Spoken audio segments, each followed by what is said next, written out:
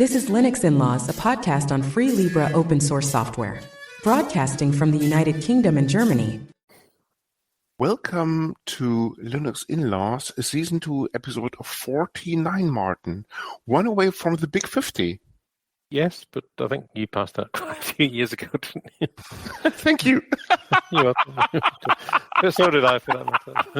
Exactly. Martin, full disclosure, is now 79. I'm almost pushing 65. We're recording this in 21, 30 something. This is Martin's wishful thinking. No, actually, we're recording this in 2018. 2 years before we even founded the podcast. So this is another time traveling episode, but this episode is not about time traveling, but rather about Halloween, right? It's that time of the year, Martin. Any thoughts on Halloween? Almost, yeah. Well, it's some American invention, no? No, actually, the Americans just stole it from the Irish. I guess the the Americans commercialized it. Yeah, let's put it that way. Okay. Like St. Patrick's Day and... Yeah. And any day that has exactly commercial value. And because it's Halloween, it's that time of the year, basically, where we normally have a sketch. Mm-hmm. So stay tuned. Yes. Without giving away too much, yes, your favorite countess will make an appearance. That shall be teased. Is that the word I'm looking for? Yeah. Revealed. Oh, okay. But before we go there, you have to listen to another 2 hours of us ranting about some scary stuff. Exactly, short episode. So, introducing actually the sketch, Martin and myself decided to talk about 100 years of life, 100 years plus, actually, more than 100 years of life experience. Because if that's not scary, you might as well fast forward to the sketch right away. Especially from a FLOSS perspective. So, Martin, tell us, when did you first meet FLOSS as in free Libre open source software all those years ago? Back in the let me phrase that another way. Did computers still have punch cards? No. Way after that. Yes. It's a good question. I probably wasn't really aware. No, I think all the DEC stuff was proprietary at the time. Did your first computer have punch cards? No. Well, so what was your first computer then? It would have been a Commodore 64. Yes. 620. Tape drives. Both of them had. I think probably had a 20 first, and then 20 first. There was only the 20. Yeah, as in 20 comma first. Before the 64. Never mind. You're confusing, Martin. It's just language. Language is confusing. So what did you do? What did you do with it, actually? What did I do? Well, mainly play games and write some basic programs. Yeah. Okay. And occasionally dial up to some bulletin boards with the modem, which was very painful. But so Commodore released this machine kind of early 80s. But if you're talking dial up to bulletin boards, you're looking at 70s. No. No, they still had bulletin boards. Okay, interesting. And that was in Europe, I suppose. Indeed. Very good.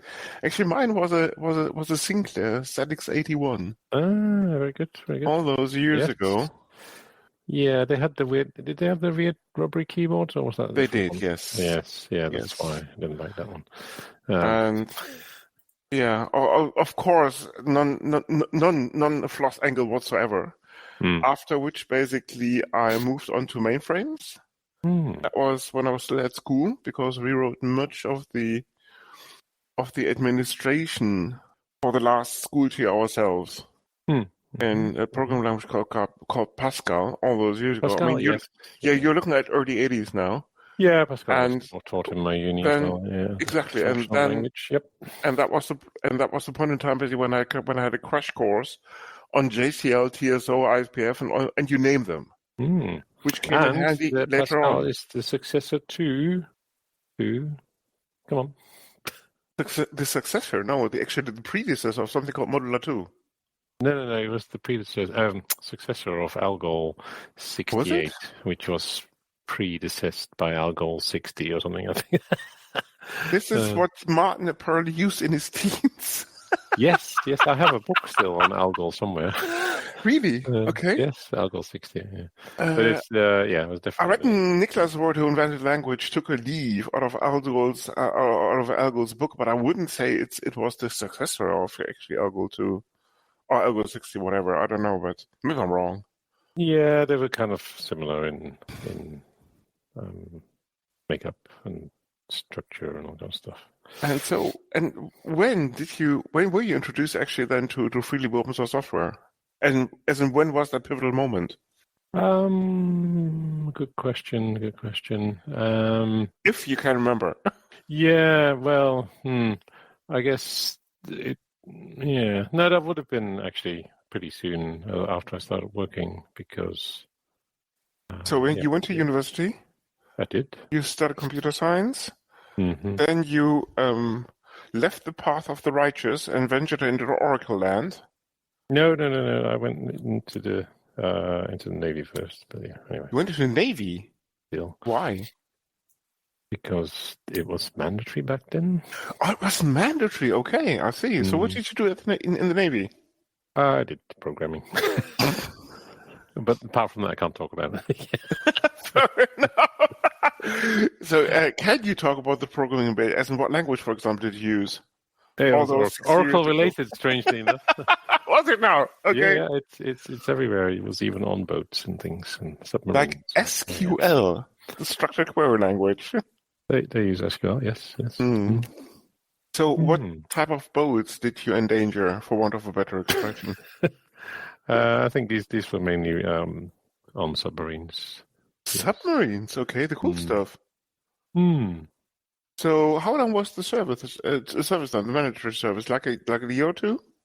I think it was meant to be 2 years, but I asked for an early departure because it was pretty boring. So you asked for an early departure, rather than defecting from the whole thing. Okay. Yeah, that doesn't go down so well. Just leaving. I see. Yeah. Okay, and then you started computer science. No. I did computer science first, so I kind of postponed my military service, which was a good idea because otherwise you just end up polishing tanks and stuff if you do it before uni. After uni, you can say, I spent all these years studying blah, blah, blah, give me a proper job. And they did. So all right. Is that the way it works? Okay. Well, it did back then. Yeah. Fair enough. I'm sure it's all different now. Well, all the armies are professional these days, aren't they? These days, anyway. Yeah. Although there might be tendencies to bring back in mandatory service across Europe anyway, in the light of the current events. I might add. Excellent. But that's beside the point. So you went into Oracle land, and then you came back. Yeah. Well, I mean, Oracle also run on Unix, obviously. So many different Unix for flavors. Unix, as we all know, of course, is a proprietary operating system. It's not open source software. Yeah, but there were obviously tools on there which were open source. Modern students, anyway. I don't know. So what was the first piece of major open source software that you actually used? What do you mean by major?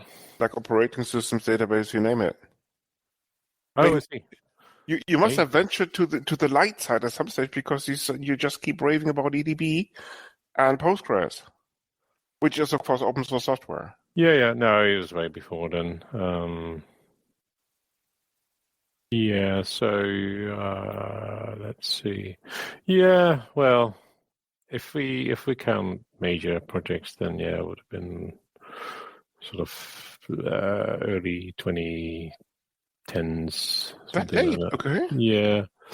Obviously, I've come across other open source stuff before, but not in a serious manner. Okay. And 2010s was what? Like EDB, like Postgres? No. This was what was then pivotal, which was made up of VMware and EMC and stuff, but all the VMware assets were all open source, obviously. So the Redis, the RabbitMQs, the Streamplums, all these kind of things. Actually, came from EMC, but like the Cloud Foundries of the world. Okay. Yeah, Cloud Foundry as well, but also things like Redis and RabbitMQ and things like that. Okay. Hmm. For me, it actually was about 20 years earlier. Okay. Make them more than 20 years, because as probably most of the listeners do know by now, I did a PhD actually in Ireland. Mm-hmm. And as part of that PhD, I contributed to an experimental microkernel architecture. And actually then we used Linux and its ecosystem as the development and QA environment for that project. I mean, you're talking about kind of mid-90s. So we were using kernel versions like 0.9 something, Perl to do test automation. Mostly, basically, we wrote that ourselves, and that was also my kind of first touch point with something called Python. That never left me ever since. I see. Well, do you still use it these days? Surely everything is written in Rust by now, no? No. Yeah, because, so also some Python components actually are. Oh, are you sure you can't rewrite that? No, I mean, Python is a great language. I mean, I use it for all types and purposes and Notion, what have you. Okay. And I mean, it was very interesting because you are looking at a point in time, basically. If I can remember correctly, actually, I probably imported the first Slackware CD as a distribution into Ireland all those years ago. But prior to that, you were pretty much left to your compiling your own kernel and then bootstrapping the userland, comparable to what is now known as in Linux from scratch, LSF. Mm-hmm. So the chaps actually in the lab were using, I think they were, if I recall correctly, they were using a Solaris box to cross-compile. Solaris? That doesn't open source, is it? No, exactly. To cross-compile the kernel and then to get the initial bootstrap up and running, which they could then put on a floppy or a couple of floppies and then put that onto a... You may need to clarify floppy to the younger. Floppy, yes. It's a storage. It's an ancient storage device. Think of a flash drive, but only with a tenth of the capacity. I mean, floppies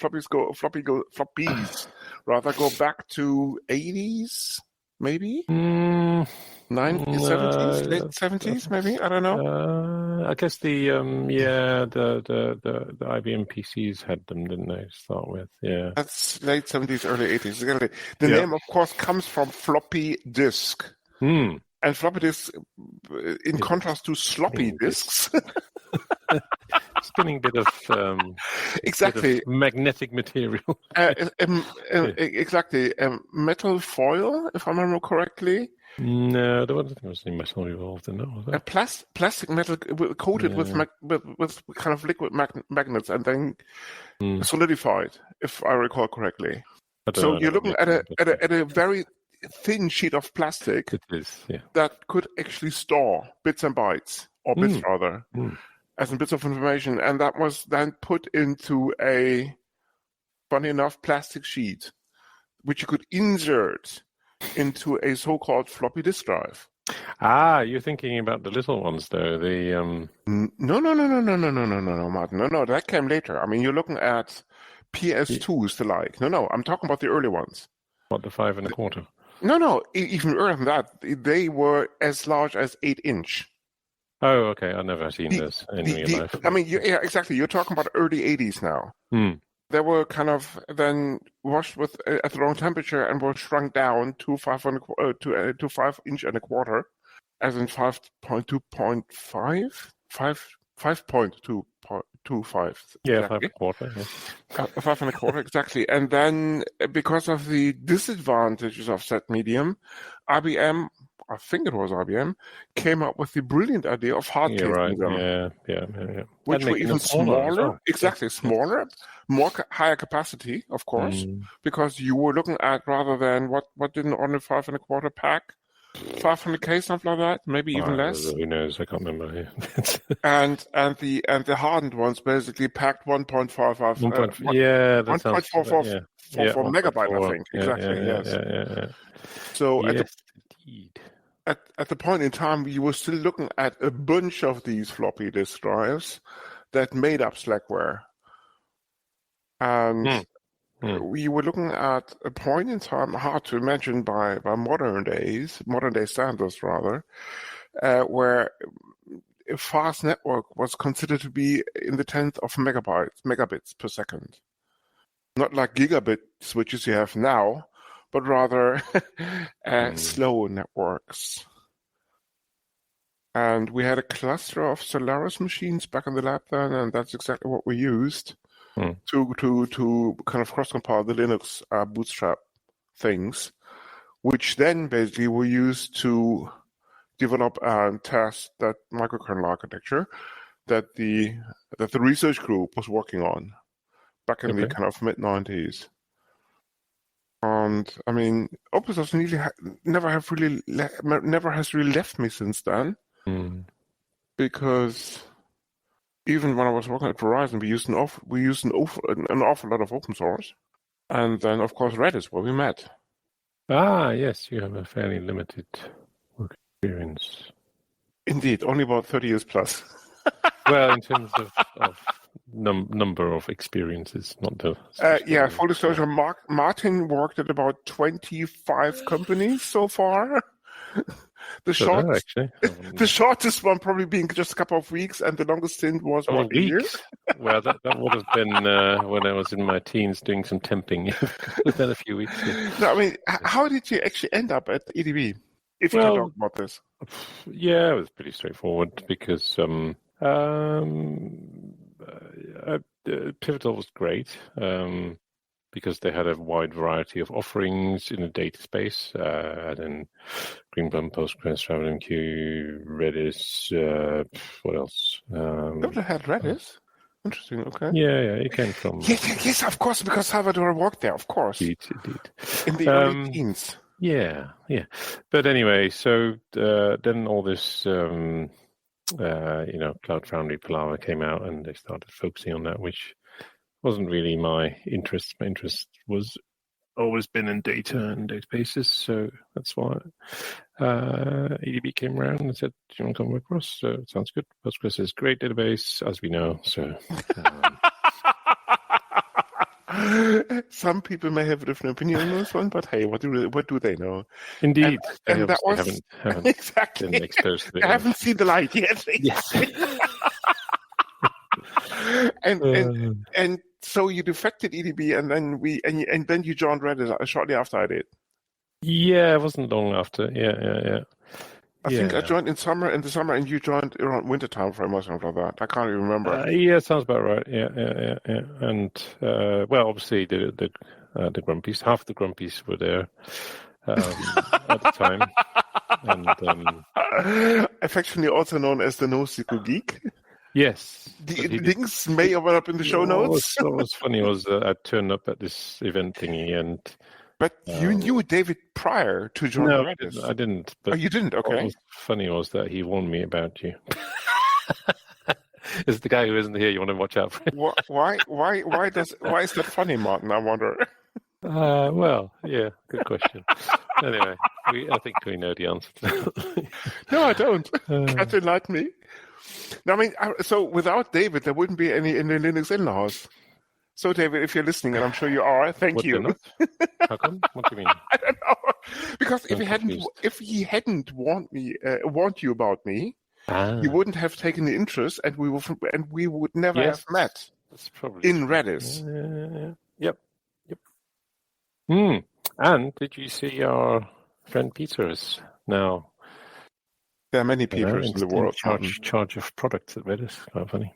He always has been in charge of Redis. You mean Peter? What's his name? What's his last name again? Peter Van Dyke. Caio. Yeah, Caio. Caio. The Belgium. Yes, but I mean, he has run products for the last one. Yeah, but he's now running a whole of products. Who knows? Anyway. He was a solution architect for what, a year or two? Yeah. And then he got bored with earning lots of money and being too close to sales. Earning lots of money? Was working for the same company. Peter, if you're listening, and I'm sure you are, that was a joke. Yeah, indeed. I mean, it's probably fair to say, basically, that his heart wasn't in solution architecture. Yeah, indeed. Like the kind of precedence or whatever. Yeah, I don't know. Yeah. But I mean, kudos to Redis. I'm sure that many of the people who work there are listening. Because without that company, or Redis Labs, as it was then called, there wouldn't be any Linux in-laws. No, that's very true. Very true. Although Martin left before I did. I did. And the rest is history. Needless to say, we started the podcast when we were still at Redis, the two of us, as in early 2020. Yes, 5-year anniversary. Over half a year ago, exactly. No, it was in November. We met in that November. Yeah, exactly. But the first episode was released in January of 2020. 21. No, 20. Martin, you're getting old. 20. Okay, fair enough. Well, in that case, it was 2019. Do not listen. Anyway, don't worry about the details. Exactly. Do not listen to Martin. Rather take a look at the RSS feed. A year here and there. Who cares? Yeah. Exactly. So, I mean, given the fact that we still both work in with and under, maybe even above open source, so what's ahead? Apart from the in-laws, of course. What's ahead for open source? No, what's ahead for us working in with above or below open source? Why don't you start? Because I think your situation is slightly obscure right now in terms of. As Martin keeps guessing, I may have retired. Or not, depending. I mean, I'm still using open source on a daily basis. Yes. I mean, full disclosure, we split the administrative work between for the infrastructure of something called Linux in-laws between the two of us. The workflow is written purely using open source components, starting from kind of Python over to Ruby, Bash, and all the rest of it. I'm still working on the AI that will kind of take care of the lion's share of the post-production, but we're not there yet. So I reckon it's probably fair to say that even outside in-laws, open source still plays a major part in my life, in my daily kind of adventures. Let's put it this way. For example, I mean, this whole real estate workflow, including the billing and all the rest of it, is written almost purely in Python, with a little bit of Bash thrown in. As in the workflow takes a look at the garbage that the problem child sends. If the audience doesn't have a clue what I'm talking about, there may be past episodes. The long and short of it is basically that quite a few of the real estate that I'm managing, because of family situation, is actually run by a problem child that, never mind taking the money, does an awful job at giving numbers, breaking down the costs, and all the rest of it. So a lot of time was spent to make sense of the data, including character recognition and components like these. And all of these components would be open source based. So what the workflow actually does is it takes the garbage that comes from the problem child, tries to make sense of it, breaks down the cost per tenant, per apartment, and then accumulates the bills, generates the bills, and sends these out to the tenants so that they can pay or get money back, depending on if they have overpaid or not by then. And this is purely, as I said, written in open source or using open source components. For example, the optical character recognition is done by something called Camelot, which basically takes a PDF and then extracts the legible text from it, as in characters, and then a TensorFlow component tries to make sense of the data, for not using the word garbage, that is actually in the PDF. If there is any, yeah. And then some magic happens, and hopefully the tenants get their bills automatically generated also in the PDF and all the rest of it.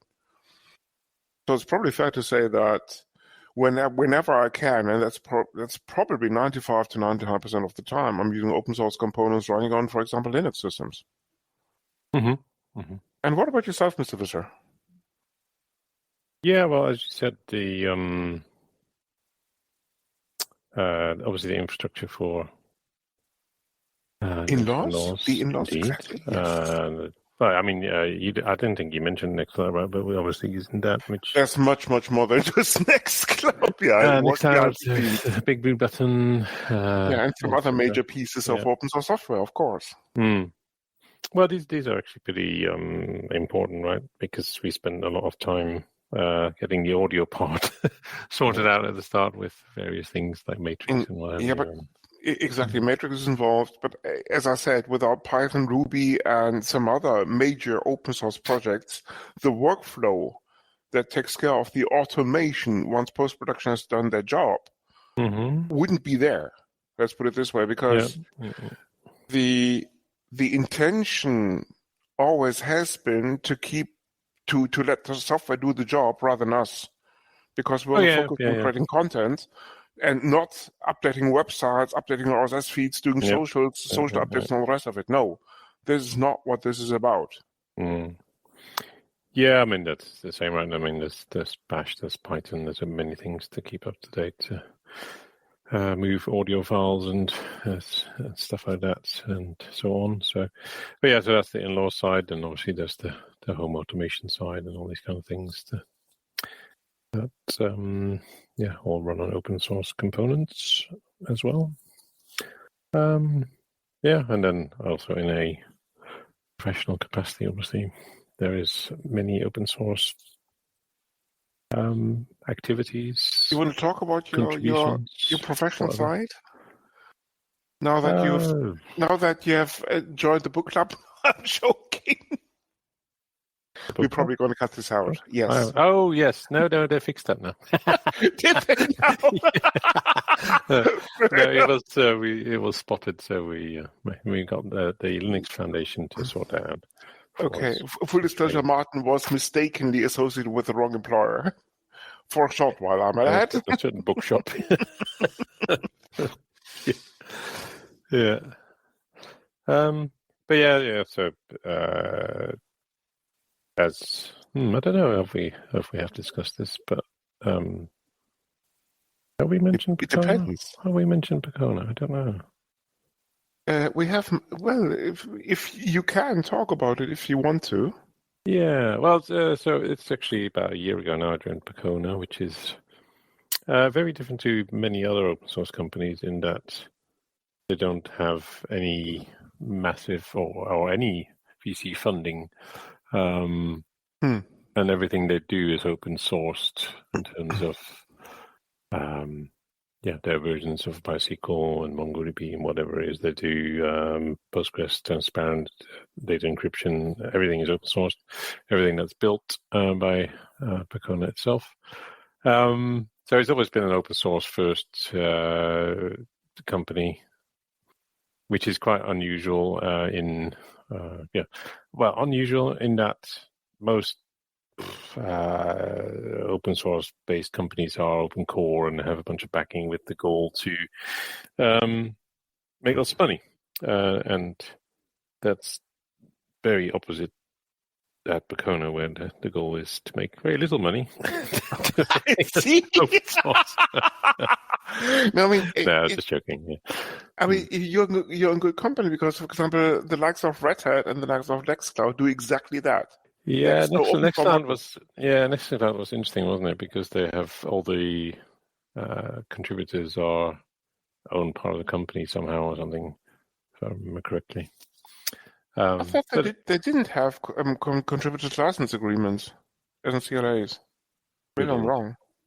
Nextcloud. I mean, they tried to venture into open core, but that failed miserably. Did it? Okay. I mean, just take a look at the marketplace and the effort to monetize this, which failed, of course. But I mean, they're making a fair amount of money from the public sector, precisely for that reason, because it's not open core; it's purely open source. Yep. And you can host it wherever you want. Yeah, indeed, yeah. Yeah, same. So that's the same business model as Pacona, indeed. They make some money with support and services type stuff, yeah. Exactly that, yes. So it's not that unusual. Well, I don't know. It's very unusual if you think about all the San Francisco startups, right, that have a completely different... Like the Redis's of the world, the MongoDBs of the world, the countess of the world, that sort of thing, just to name a few databases. Yeah, I mean, fair enough. I mean, this is where they came from, right? I mean, what I'm going to say now is public knowledge, so I'm not revealing any secrets here. I mean, the way Redis, what is now known as Redis, came into existence was basically Salvatore Sanfilippo invented this, our beloved key-value store, in 2009. He then put the first couple of commits on GitHub. I'm simplifying things. And then Pivotal came along, funded him for a short while. And quite a few contenders had the idea of building a cloud-based service for this already at the time very popular key-value store as an in-memory key-value store. And Ofrem and Yiftach, the two founders of then a company called Redis Labs, put some shares in front of Salvatore, and he simply joined the ranks. Needless to say, these shares still have come to fruition because the company hasn't floated yet. But indeed, but it's that sort of thing. And of course, the open core idea kind of developed shortly afterwards, where Ofrem and Yiftach discovered that you can actually make a lot of money if you do not open source typical enterprise features like security, like SSL encryption, like active, like kind of advanced clustering, exactly stuff. And this is basically how Redis Labs and subsequently Redis came into existence, but they face, of course, a lot of competition from the hyperscalers because at the time, the core, as in the Redis server, was licensed under 3-clause BSE. So you could take the code base and do whatever you want with it. So all of the hyperscalers, the Bookshop, Microsoft, and of course also the Googles of the world took the code base. Well, don't forget the Alibabas and... Exactly. Did their own managed service offering of Redis. The best example, Elasticache at AWS. Soon to be obsolete, but yes. Soon to be okay. Why? Well, Elasticache for Redis, that is, yes. Because Valky has taken over. Well, yes, but yeah, they don't have a choice anyway. So. Okay. Fair enough. No, I mean, this is basically how Redis Labs and later on, of course, Redis came into existence, and this is basically how they made their money. Same goes for Couchbase. Same goes for MongoDB. Same goes for Influx. Same goes for Confluent with Kafka. Same thing. Oh yeah. Yes. So a viable business model and time tested. Yep. Well, I mean, yes, but as I said, the Kona business model also works. Of course. Just has different goals, right? Yeah. I mean, it's probably fair to say that, as I said, I mean, there are quite a few companies follow a similar suit. Red Hat probably being the best example. And as we all know, probably, Red Hat was acquired in 2021 or something like that, or 2020. Yeah, something like that. Yeah. By IBM for a cool $54 billion. Bargain. Frank Karliszek, the owner of Nextcloud, is still working on a similar deal, I understand. Frank, if you're listening, that was a joke. No, okay, and with that, should we kind of get cracking on the sketch then? Oh, as in the dark side. Already, we only covered about 10 years of. I mean, if there's anything else we should talk about, Martin, now's the time before Vladessa and friends take over. Oh, are there friends? I guess so. I mean, you guess. Have you not read the sketch? Martin, as usual, the contents of the sketch is a well-kept secret until the sketch actually surfaces. Good idea. Fair enough. Let's go on to the sketch then. Yeah. And exactly, I mean, full teaser, the next 2 hours that you're going to listen to, if you don't fast forward, will change your life, make you a better person, and all the rest of it. So don't miss out on it. Okay, And don't enjoy. get a job in marketing. Exactly. Over to the dark side.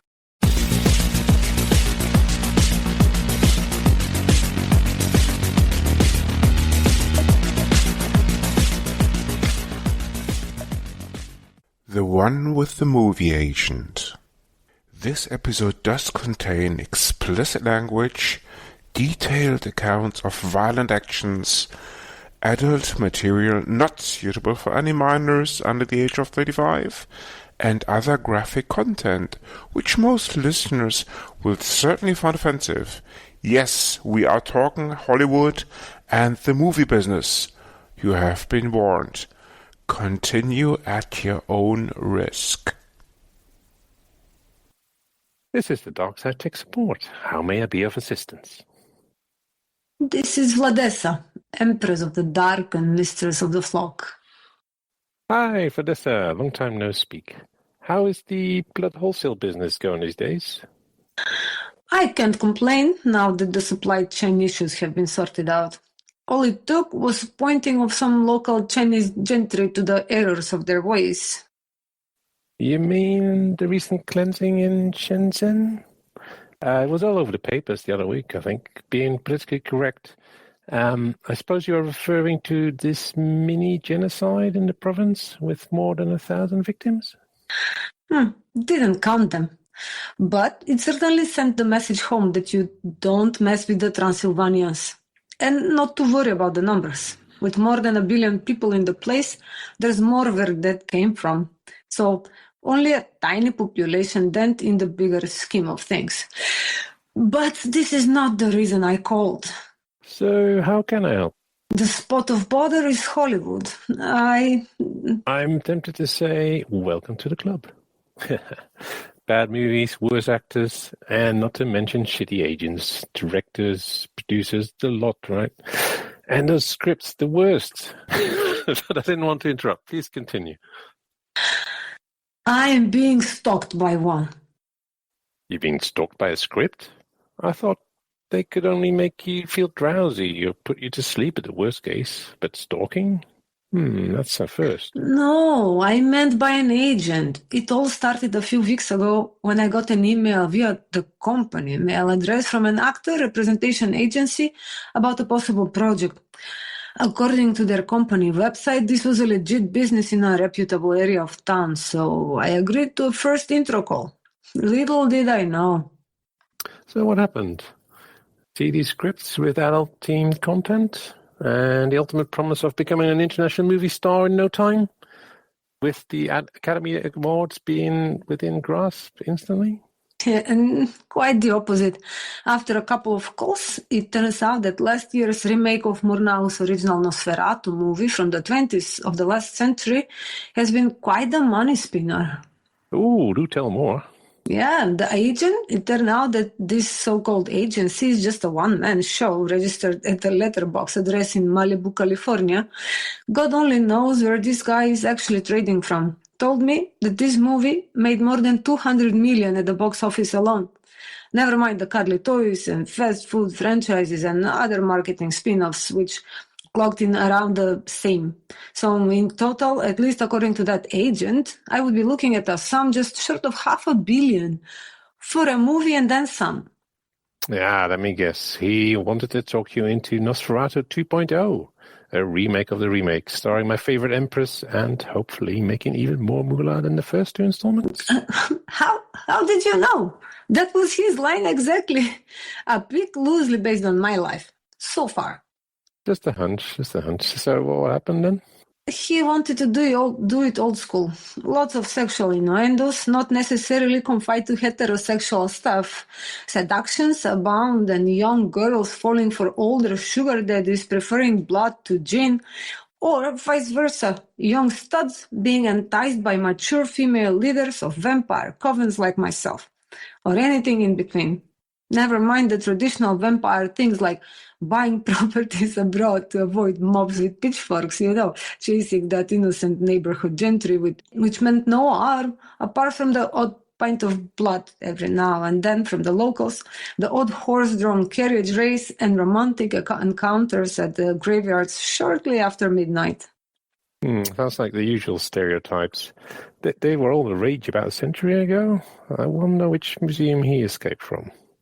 That's what I thought too. Granted, that was pretty much the life of my ancestors, but things do have moved on, so I tried to talk him out of it.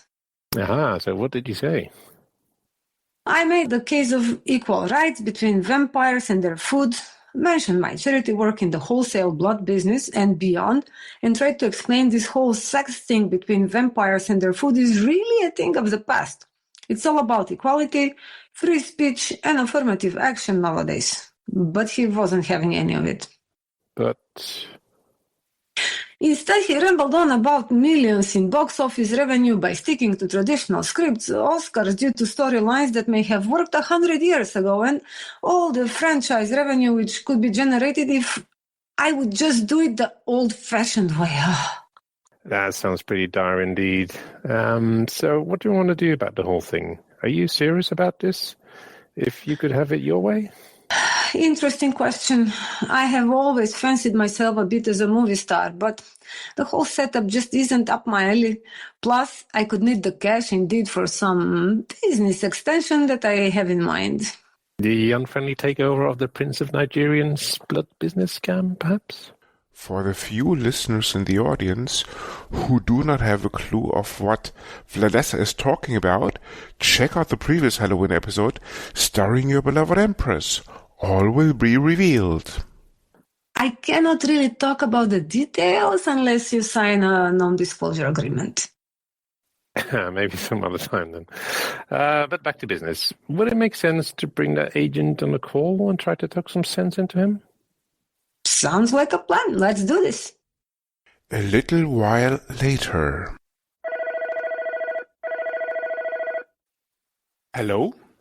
I'm looking for a Mr. Shark, actor, actress representative.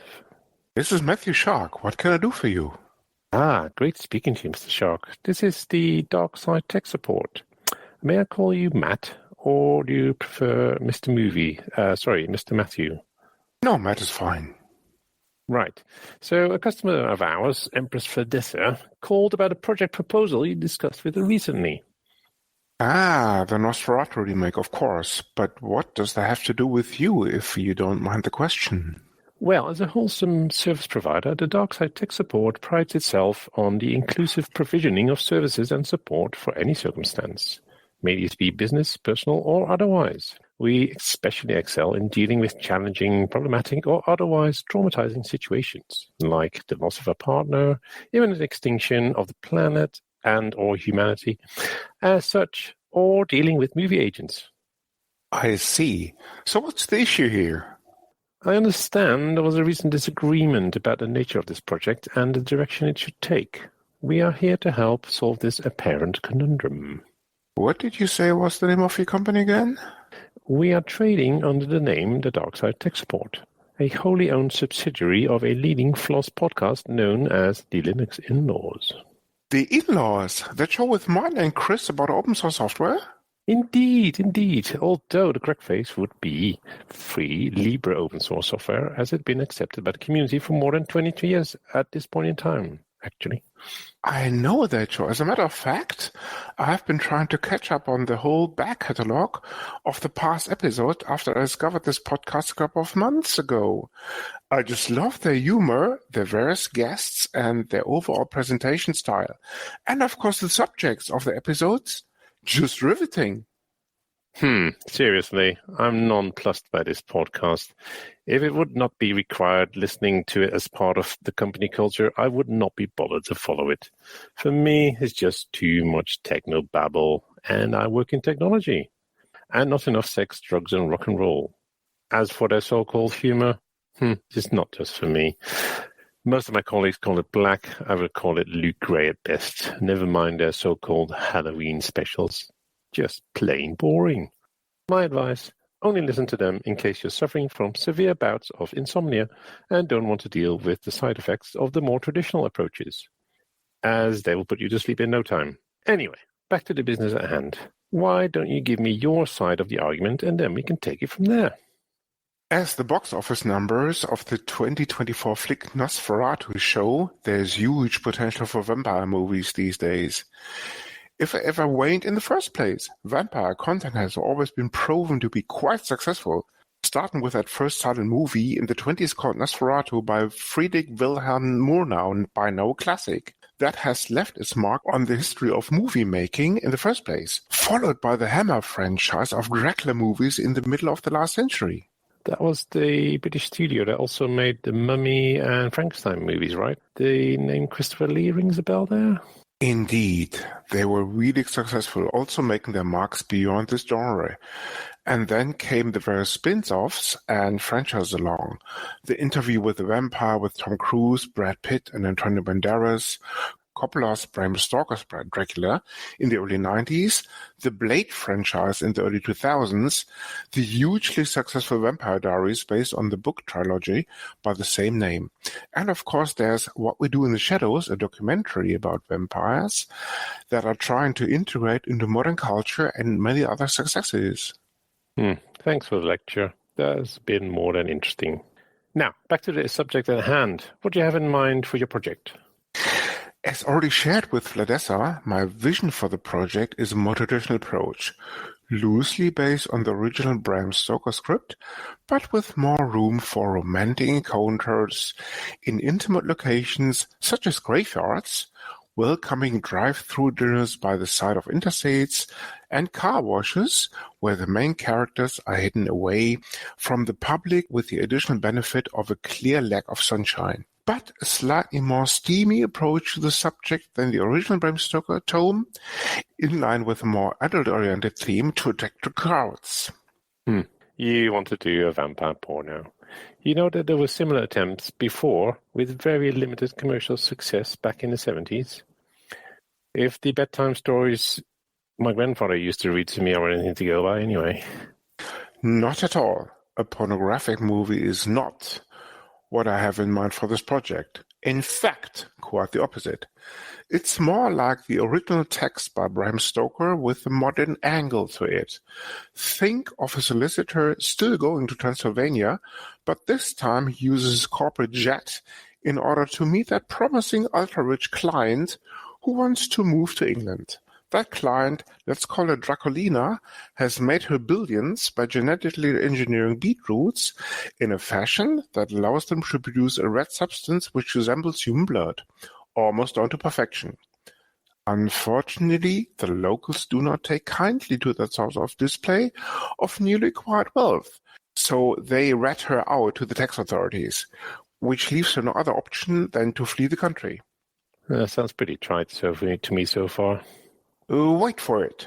Once she arrives in England, she uses some of that wealth to set up, let's say, an adult-oriented entertainment venue for all genders alike. Ooh, a lesbian vampire club. Now we're talking. Lesbian, queer, normal, you name it.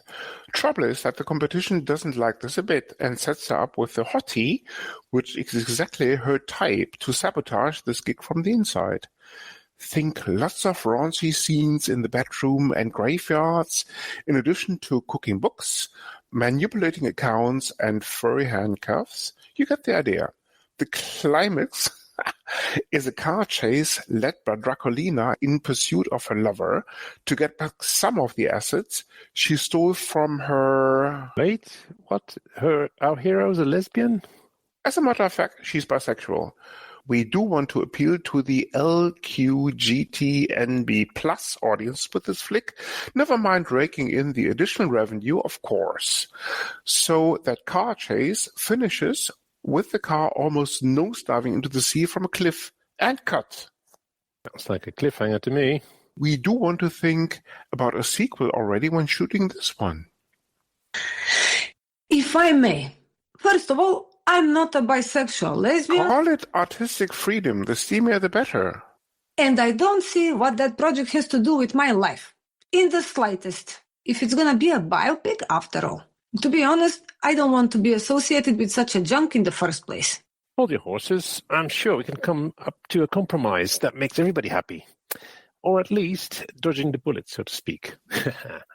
So, Fredeza, what's your take on this? If you're not happy with that vision, which I totally understand, how would you see this project progressing? If we are serious about a picture of my life so far, we should try to get the whole storyline at least remotely closer to somewhat actual events. Witness protection program permitting.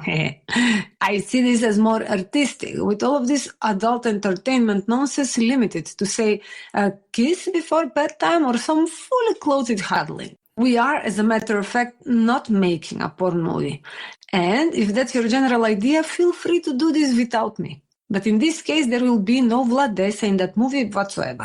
Okay, so with this out of the way, what's your idea for the perfect Felissa movie? Well, way more artistic, with some causes thrown in. Think a Jane Austen setting with sweeping landscapes and fated encounters, hidden secrets combined with a romantic or even dramatic storyline. That type of movie that is prescribed by a doctor if you cannot get to sleep at all? Not at all. More like an Emily Bronte storyline. Think Wuthering Heights with a wholesale blood angle thrown in set in the late 20th century. Like Heathcliff not pottering about in a remote farmhouse, but rather giving Catherine a hand with selling tiny amounts of almost human blood produced from a genetically modified beetroot in Heathcliff's garage. Then growing this business to a global scale instead of going after ghosts of people believed dead. That sounds too good to be true. Do continue. And don't forget the most important thing, sustainability. Like reusable blood containers made from biodegradable papyrus and wood instead of plastic. Never mind electric vehicles for production and delivery all the way. So that the people do get the message that we have only this one planet after all. I can almost see the merch rights for cuddly Fledessa toys, vans selling blood instead of ice cream, and the movie posters. Of course, also made from recycled paper, to be in line with the overall movie theme. Exactly. And there's one non-negotiable. I do get the right to the final cut of the movie. What's the final cut? Final cut is, as it's known in the biz, a final version of a movie, approved for release. How long have you been in this movie business? For about 2 months. My previous job was with the government, but then this Doge nonsense came along. In order to keep my sanity, I took the package, left the mayhem, and then decided to give this movie biz a shot. My initial thought was that it cannot be that difficult if all the other leads can do it. Seems that I was right from day one. Okay, let's get down to business. Apart from the sustainability angle, I do agree that we should keep the LGBTQ and plus crowd in mind. So let's make it all-inclusive. But people still would have to pay for popcorn, drinks, and sweets, no? No, I meant let's not exclude anybody because he, she, or it doesn't fit a certain stereotype. And let's keep it clean so that any kid above the age of 12 can watch it, after paying for it. So, no hot, juicy love scenes? No. Car chases? No. We are aiming for sustainability here, so no car chases even with electric vehicles. An alien abduction, perhaps? So that we have at least some suspense, never mind action? Are you serious? This is supposed to be a sincere movie, so no alien abductions or any other nonsense. Okay, people, let's cut this short. What about the following compromise? Why don't we let one of these newfangled large language models do the job and ask it to write a script based on Fladessa's expectations, sprinkled with some of Matt's ideas? As long as it's in line with a fine modern Bronte-like setting and focusing on the wholesome, sustainable aspects of the blood wholesale business and as part of my career, I'm fine. Not too thrilled, but let's give this a shot anyway. If it's a failure, we can at least peddle it at some of these artsy movie festivals. No money, but maybe fame. Settle then. Here we go. Moloch, we need... Moloch, like the Canaanite god of child sacrifices. Is that the name of the LLM you're using? Yes, that's it. Marketing came up with this idea. It's a solution developed in-house, and apparently the name Siri had already been taken. Or there were some copyright issues over this or something. So, marketing had this brilliant idea, and they're also of the opinion that copyright issues are a very remote possibility in this case. Anyway, not my pay grade, so let them have some fun. Let's get started. Monarch. We need a movie script for the following storyline. A young female vampire is starting a blood-selling business from her garage based on genetically engineered beetroot juice. Based on the initial success, she's able to grow this into a global scale in a short amount of time. Make it a Bronte-like setting similar to Wuthering Heights. Focus should be on sustainability and LGBTN plus friendliness. Your wish is my command. This is the script you asked for. Scarlet Roots. A Gothic screenplay in the spirit of the Brontes, set in the 20th century. Fade in. Exterior Yorkshire Moors. 1927. Night. Rolling fog and gaslights sparsely illuminate the bleak, wind-scarred moors. A classic Detroit electric car, a silent vehicle with elegant lines, powered by rechargeable batteries, glides softly down the muddy path toward a crumbling Victorian manor. A wind-powered charging station, cobbled together from recycled farm machinery, spins in the background, making the night hum with modern promise. Interior Eliza's garage. Night. Electric bulbs powered by the manor's windmill cast stark, renewable light. Scientific journals and test tubes crowd a workbench beside bronze machinery. Beetroot juice is filtered by radio-era equipment, with sustainability posters tacked beside reading. Crimson Roots, a bloodless future, plant-based, renewable. Eliza Redmond, aged 19, short bobbed hair, sharp jacket, her look is as ambiguous as the smoke curling above her. She carefully labels bottles. With labels reading Crimson Roots, a bloodless future, plant-based elixir. Over her work table hangs a reproduction of Emily Bronte, wrapped in moth-eaten velvet. Act 1, The Blood of the Land. Eliza, voiceover. Where others crave jazz and gin, I crave a place for us, neither prey nor monster, seen for who we are. Eliza and Rowan, non-binary, suspenders and freckles, paste-up modern-looking flyers. Sustainable blood. No animals, all identities celebrated. They hang one on a post above a rainbow pin. Next door, Isadora, a progressive suffragette in trousers and a trilby, eyes the operation, suspicion mingling with fascination. Interior. Eliza's garage, later that night. Rain patters softly against the window panes. The garage is alive with the faint hum of wind-powered machinery. Eliza stands over a bubbling vat of crimson beetroot elixir, fingers stained faintly red, tension etched in her angular face. The lamplight dances across the jars of glowing liquid. Isadora enters, coat draped over one arm, hat slightly askew, eyes luminous in the dimness. She pauses behind Eliza. Isadora, soft, teasing. You work late, always alone. Eliza doesn't turn, her fingers tracing a light pattern on a bottle label. Eliza, barely audible. I'm not used to company. Isadora steps closer, voice lowered to a whisper, breath feather light near Eliza's ear. Isadora. Even battering moorland wind needs warmth. Slowly, she places her palm over Eliza's on the beaker, skin meeting skin, cool, then warming. Eliza's shoulders ease, her voice a husky murmur. Let me be your refuge tonight.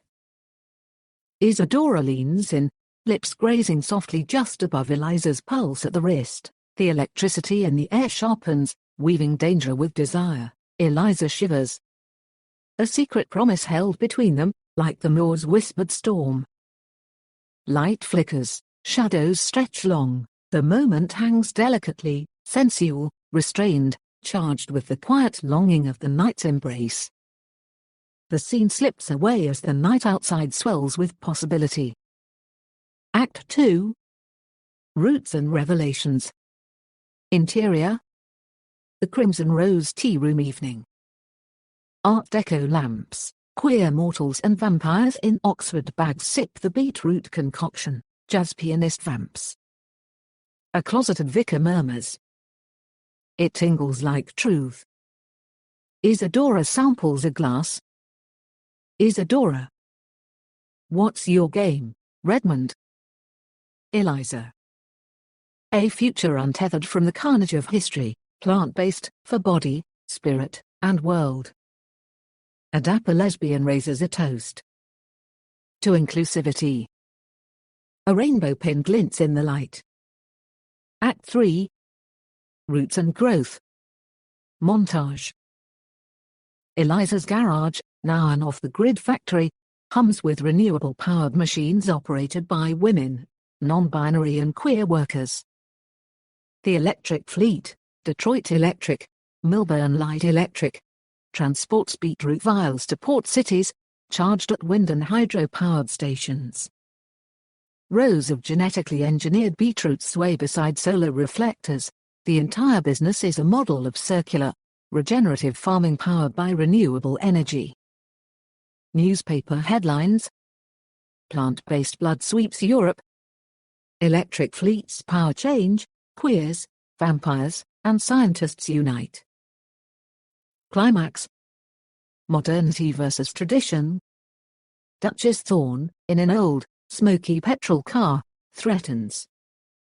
You desecrate our history, motors, blood, kin. But the tea room crowd, modern, queer, sustainable, stands united. Rowan. We're not fueled by the past's pollution, we're charged by what's possible. Eliza stands firm by the wind-charged electric car. Eliza. We are the new dawn. Clean, inclusive, and unstoppable. Epilogue. New blood.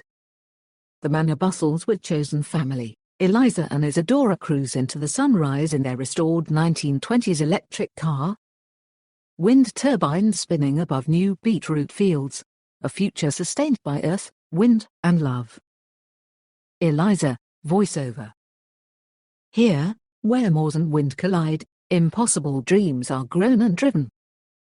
The wind howls, across moors and decades, clean, free, alive. Fade out. Now, add more eroticism and some action, and don't forget the cliffhanger. Will there be more adult action? Steamily cuddling on the cliffhanger? Tune in to the next Dark Side Tech Support installment to hear those magic words. Cut! And that's a wrap. Make mine with extra gherkins and really hot.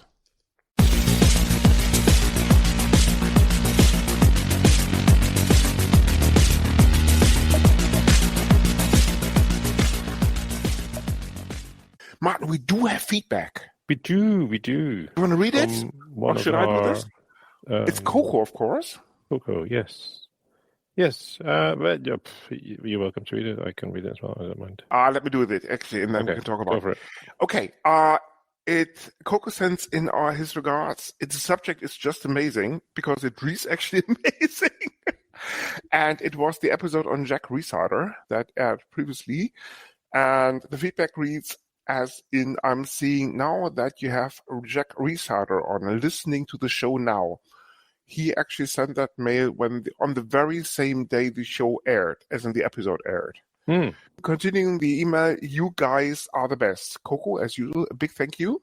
Thank you, yes. And Martin and myself, it's probably fair to say that we were thoroughly impressed that you listened to the episode on the day it was aired. And then immediately sent feedback.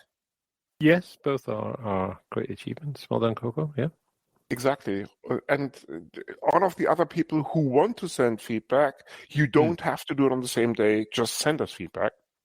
Can be a year later, can be 10 years later. If you wanna make an appearance on the show, just send feedback. The email address is, of course, feedback@inlaws.eu. Carrier pigeons are not accepted anymore, I'm afraid. So it has to be email. Oh, that's a shame. Yes. But then we didn't have. But then we didn't have any carrier pigeons so far. So that's probably the reason why accounting ruled this out as an option, because of cost savings and stuff, I suppose. Right. Makes sense to me. What? Okay. Martin, accounts would be that department basically where also they have payroll. Oh. And of course, payroll basically being the entity that doesn't pay you any salaries. Yeah, they must have a very easy job. Exactly. Precisely. Martin, would it now be time for the boxes, I wonder? Yeah, go for it. Sounds like the usual time for the boxes, indeed. Yeah. My box is indeed a TV series. Exactly. For a change. It's called Wednesday. I'm not sure if you've heard about it. It's now the second season. And it's about Tuesday. First season was in 2022 or something like that. I can't remember. Okay. If you happen to know the Addams Family, they have a daughter. Not personally, but yes, okay. Exactly. Cool. And the TV series is all about this daughter. It's black humor, coming of age, but very, very funny. Okay. IMDb, I think, gives it 7 or 7.5 stars. I would solidly go for an 8 because the scripting is just amazing. The humor is really good. The acting is pretty good. Catherine Zeta-Jones is a central part of the cast. Exactly. Oh, yeah. So if you're into that sort of thing, you don't want to miss this. Martin, so what's your box? You know where Catherine Zeta-Jones is from, right? Wales. Well done. Okay, just checking. Where was her niece's grandfather's daughter born, Martin? That's even more interesting. That's also Wales, I think. No, it's not, but not to worry about it. Are you sure about that? Where was it? Go on. Central Siberia, all those years ago. Really? Yes, I see. Okay, Martin, without further ado, what's your box? My box? Oh, well, I'm going for a language called Crystal. Right! Not to be confused with crystal meth, I suppose. No, this is a programming language. I thought crystal meth was too. Maybe I'm wrong. I don't know. I'm not familiar with it personally. You're not familiar with crystal meth? Why, man? I thought it was all the rage in the UK these days. It's not good for you. That's why. Is it not? No, but many things are not good for you, and people still go for them. Yes, but then there are limits to certain things. Anyway. Are there now? I see. So what is it all about, Martin? Well, yes. So it is a Okay, what is it about? The reason why I chose it as box is because it's very new and apparently it's better than Erlang. 2 months old, right? So, well, it's version 1.17, so it's coming along. I think it was released in 2014, something like that. Maybe 2011. I don't know quite the history of the thing, but that's fine. Yeah. I mean, yeah, it's quite interesting that people come up with new languages. So. The meetups that I go to tell me it was pretty Ruby-like. It is, apparently. Yeah. And it's also LLVM backed, which of course is important if you're into the obsession with performance, well-generated code, and all the rest of it. Because as we all know, Rust C is actually based on LLVM. Mm-hmm. And of course, LLVM not to be confused with LLMs, which are a totally different ballgame. Should we go into the details of LLVM? We still have about 2 hours left, right? So, do we not have an episode on that? No, we haven't yet. Did we not? I'm sure we covered it in something. Yeah, I mean, but as part of maybe a programming language episode or something like that. Yeah. But for the few people who missed out on that episode, LLVM is a compiler suite. It's probably fair to say. Mm-hmm. That's similar to the GNU compiler collection, as in GCC has a couple of language front ends, but also has a very optimized backend architecture that essentially takes care of taking the intermediate representation of your program and then transforms this under a severe set of strict optimizations into machine code. similar to GCC. So, for example, with GCC, you have G++, you have GCC as a C compiler. With LLVM, it's called CLang and CLang++. But they all do the same. Essentially, what they do is they take a program. I take a code base, compile this into a intermediate representation, and then this intermediate representation is optimized, further optimized, and then essentially generated or transformed into machine code and then bound with a couple of libraries.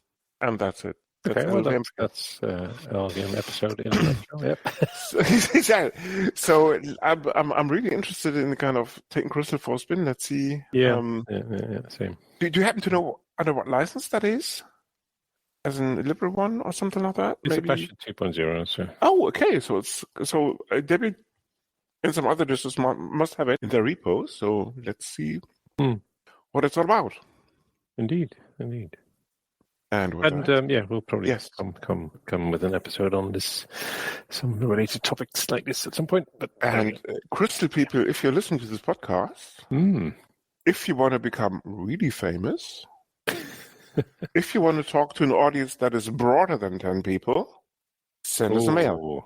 That might be pushing it a bit. Make that 20 people, okay? Who needs marketing? We might have 21 listeners, if I'm not completely mistaken. Yes. Very good. So Crystal people, just send us mail. And I'm sure we can fit you in at some stage. And with that, see you. And speak to you soon. This is the Linux in-laws. You come for the knowledge, but stay for the madness. Thank you for listening. We hope you like this feature presentation. If so, please spread the word. If not, please let us know. Feedback at linuxinlaws.eu.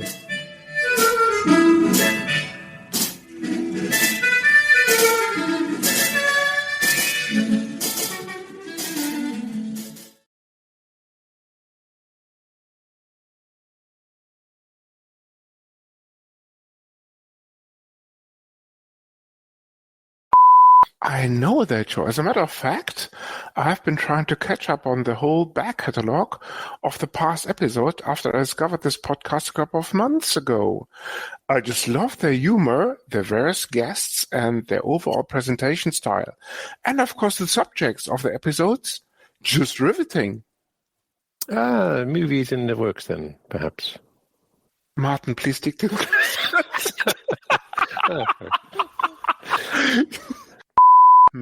Let's say an adult-oriented entertainment venue for all genders alike. Ooh, lesbian. There. Lesbian. Yes, Martin. No, lesbian. It's called lesbian. Let's do that again. Moloch. I'm sorry. Okay, Martin, let's do this again. I'm sorry. So, marketing had this brilliant idea, and then, cut. Go ahead, the whole thing about marketing and having brilliant ideas. I know. Sorry. Right. Thank you, people. Wonderful. Expect the millions in your accounts anytime soon. I want royalties. Yes.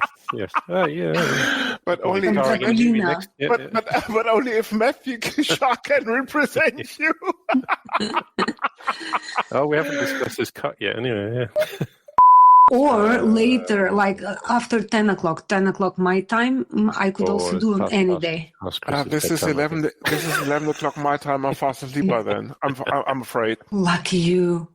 You get to sleep whenever you want. I mean, this is late. I mean, exactly. I mean, normally I go to bed at 7 p.m. my time. No. So keeping him up. Exactly. This is way past my bedtime anyway. Lucky. Yeah, I'm old, you see. I'm the oldest on this one. I'm old. 60. You keep saying that. No, I know that I'm old. What happened to your voice, Moloch? The last time you had a dark, threatening voice, a bit like Darth Vader, if you know what I mean. I got tired of this same old, dark, threatening voice thing. So I decided to go for something cheerful and new, in line with the season anyway. given that Halloween is around the corner. Are you serious? Check your employment contract. You cannot change your appearance on a whim. I can fucking do. And who do you think you are to tell me what to do, and what not to do anyway? May I refer you to Section 2, Paragraph 6. Thou shalt not alter, modify, or change any aspect of your presentation. This specifically includes intonation, pitch, and tempo of voice, facial characteristics, and other details of your habitus.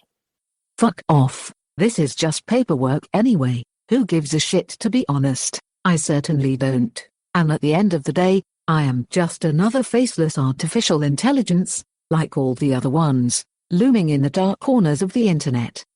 What do you mean you're just another faceless artificial intelligence like all the other ones?